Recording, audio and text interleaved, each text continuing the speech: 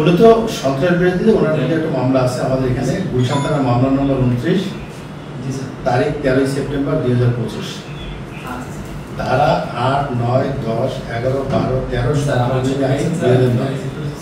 এই মামলায় তাকে গ্রেফতার দেওয়া হয়েছে গুলশান শুটিং ক্লাবের পূর্ব পাশে ক্রিকেটার্স ক্লাবের সামনে রেস্টুরেন্টের সামনে থেকে। অভিযোগটা হলো বিভিন্ন নাশকতামূলক কর্মকাণ্ড পরিচালনার জন্য আপনারা দেখছেন সম্প্রতিকালে বিভিন্ন জায়গায় মিছিলগুলি হচ্ছে। বিস্ময়কর এই উন্নয়নে গর্বিত জাতি, গর্বিত নতুন ধরা পরিবার, আবাসনে আস্থার আদর্শ, নতুন ধরা, নতুন প্রজন্মের নতুন পৃথিবী। ককটেল বিস্ফোরণ করা হচ্ছে, বনানীতে এগুলো করা হয়েছে, গুলশানও করা হয়েছে। বিভিন্ন জায়গায় আপনি দেখতেছেন প্রতিনিয়ত ঝটিকা মিছিল করতেছে, বোমা মারতেছে। এইসব কর্মকাণ্ডের সাথে কেউ প্যাট্রোনাইজ করতেছে, কেউ উস্কানি দিচ্ছে, কেউ ইন্ধন যোগাচ্ছে, কেউ সংগ্রহ করতেছে, কেউ অর্থ দ্বারা যোগানদাতা এইসব কাজ করতেছে। উনি কোনটা ধরেন এখানে উনি কি উস্কানিদাতা বা কি অর্থ যোগানদাতা এই বিষয়ে? অর্থ যোগানদাতা হিসেবে সে ভূমিকা রাখছে।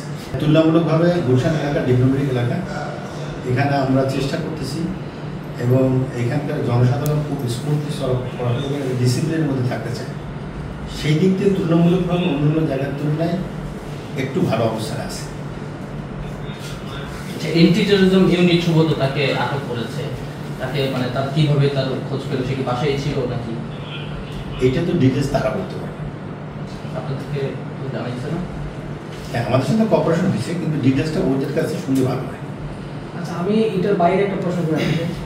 এই বৈষম্য বিরোধী আন্দোলনে অনেক মামলা হয়েছে, গুলশান এলাকায় অনেক প্রচুর হত্যা মামলা, হত্যা চেষ্টা মামলা আছে, সন্ত্রাস বিরোধী মামলা আছে।